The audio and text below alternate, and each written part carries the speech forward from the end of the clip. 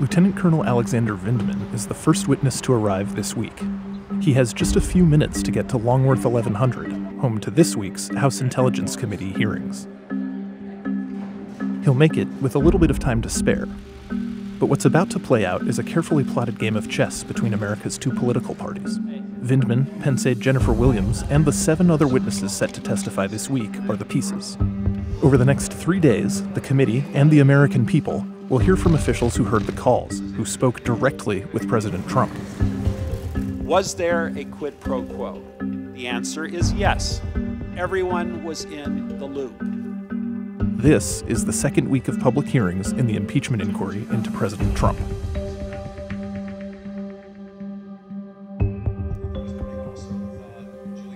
Okay, it's week 2, live impeachment inquiries. They are actual 2 people who listened in on the call from President Trump to President Zelensky. So they are moving into the firsthand knowledge of what happened. Was there any ambiguity about the president's use of the word Biden? There was not. It was pretty clear that the president wanted Zelensky to commit to investigating the Bidens, was it not? That is correct. I thought that the references to specific individuals and investigations, such as former Vice President Biden and his son, struck me as political in nature, given that the former vice president is a political opponent of the president. The standout moments kind of involve Republicans so far. Republicans have been the ones to question the sort of credibility of both of these witnesses, and in doing so, doing it in a way that felt a little bit unpatriotic for some Democrats. Mr. Vindman, you testified in your deposition that you did not know the whistleblower. Ranking member, it's Lieutenant Colonel Vindman, please. Lieutenant Colonel Vindman, you testified in the deposition that you did not know who the whistleblower was, or is. I do not know who the whistleblower is. The day after you appeared for your deposition, Lieutenant Colonel, President Trump called you a never-Trumper. Colonel Vindman, would you call yourself a never-Trumper? Representative, I'd call myself never partisan. At the other end of the National Mall at the White House, President Trump is holding a cabinet meeting. Aides have said the president is keeping tabs on the hearing, but Trump distances himself from Vindman and other witnesses. No, I don't know Vindman at all. What I do know is that even he said that the transcript was correct. And if anybody reads the transcripts, I had 2 calls with the president of Ukraine, who, by the way, said there was no pressure whatsoever. There was no anything. They probably think they probably can't even understand what's going on with this country. Meanwhile, 2 more witnesses arrive. Kurt Volker, a former special envoy to Ukraine, and Tim Morrison, a former senior National Security Council official.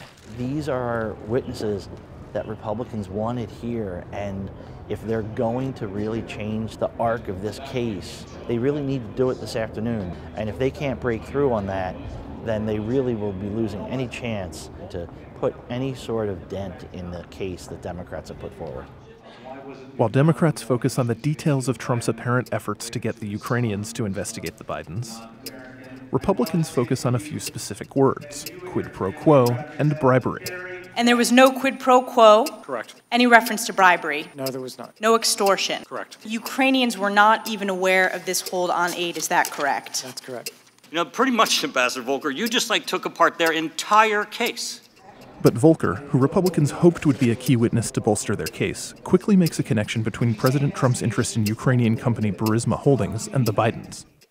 In hindsight, I now understand that others saw the idea of investigating possible corruption involving the Ukrainian company Burisma as equivalent to investigating former Vice President Biden.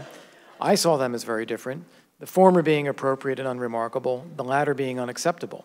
In retrospect, I should have seen that connection differently, and had I done so, I would have raised my own objections. It took some wind out of the Republican hopes that he would categorically deny that there was any connection between the hold on the aid and the desire for investigations. I think he left open the possibility that that was, in fact, what was going on. But, you know, there's a lot of this story left to tell. I think tomorrow is going to be a big day.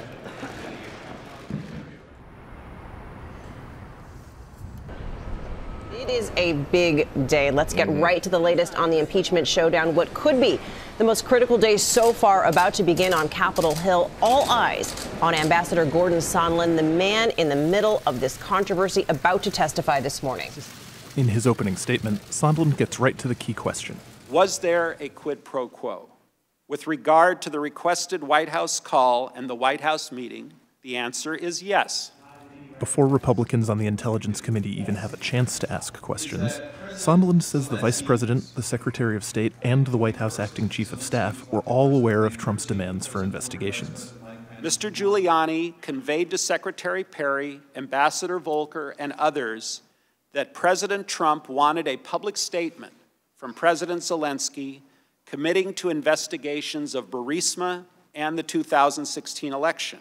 Emails show that the leadership of the State Department, the National Security Council, and the White House were all informed about the Ukraine efforts. Ambassador Volker and I worked with Mr. Rudy Giuliani on Ukraine matters at the express direction of the President of the United States. But Republican Representative Michael Turner of Ohio turns back to a method that was effective the previous day.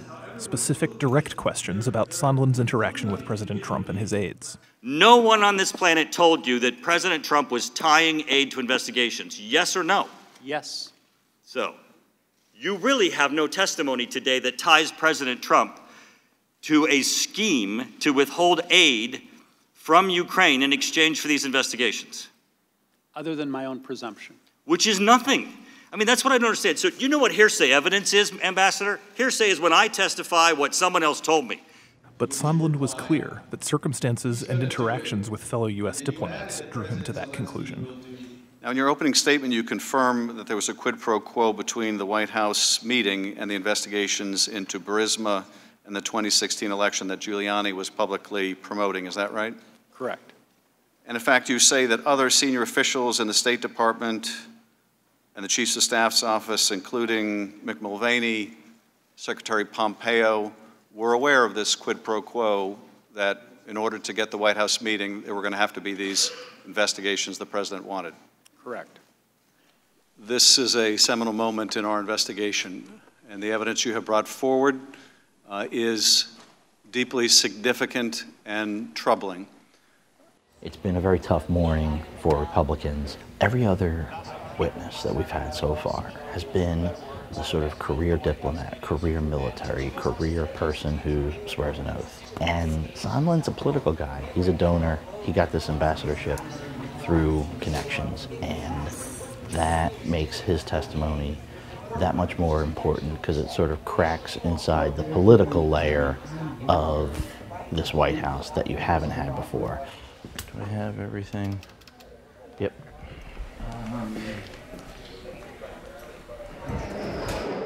Media? In here? Okay. We are about to hear from Laura Cooper, who is a DOD, a Pentagon specialist on Ukraine and Russia matters, and David Hale, who is the third-ranking person at the State Department, head of political affairs over there. It's not quite as big as Gordon Sondland, but still should be fun if we can keep warm. As the committee heads into a second-long evening of questioning, two more witnesses provide key details. Pentagon official Laura Cooper says Ukraine started asking about the withheld military aid on July 25th, the same day President Trump spoke with Ukrainian leadership. Your staff got inquiries from someone at the Ukrainian embassy who was concerned about the status of the military assistance. Is that correct? Sir, that's correct. I would say that specifically the Ukrainian embassy staff asked what is going on with Ukrainian security assistance. State Department official David Hale says that acting White House Chief of Staff Mick Mulvaney's office pushed to withhold the military aid. Did anyone at the interagency meeting at the end of July support the hold? The only agency represented in the meeting that indicated that they supported the hold was OMB. The hearing continues late into the evening, almost 12 hours after the morning testimony began. But all eyes are returning to Capitol Hill this morning. For this 5th day of testimony, we'll see Fiona Hill, a former top advisor on the National Security Council, testify. Also, David Holmes, who may have some crucial information about just what happened with this question of both money and influence in the Ukrainian government. Hill is prepared and quickly begins pushing back against Republican talking points.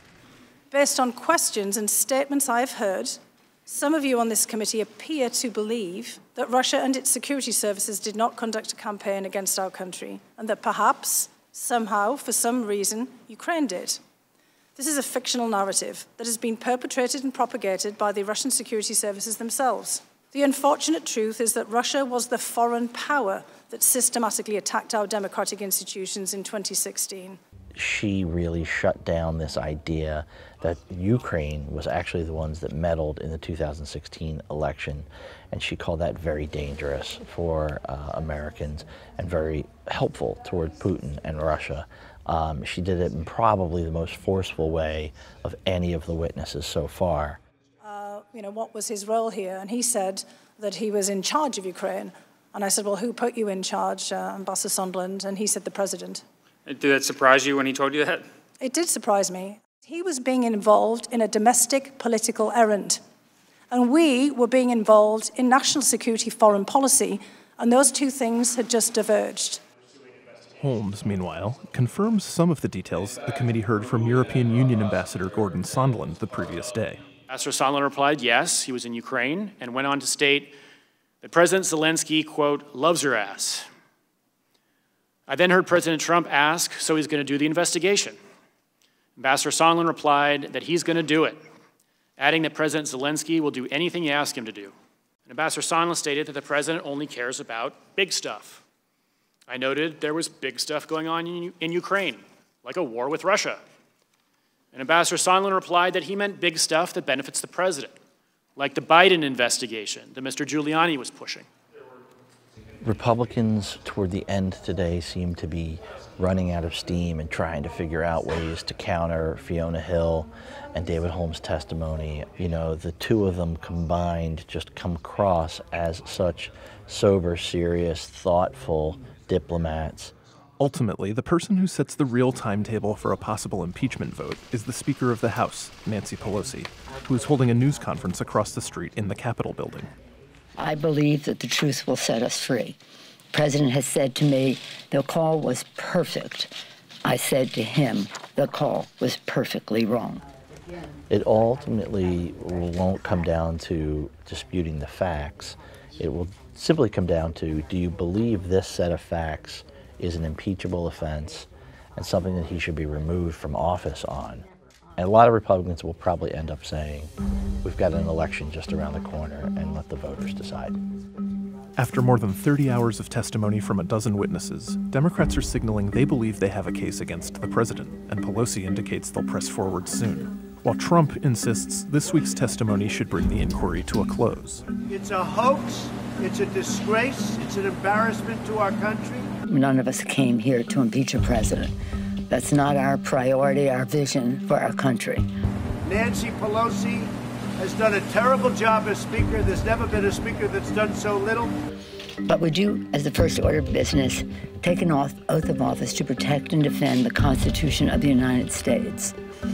And when we see a violation of the Constitution, we have no choice but to act.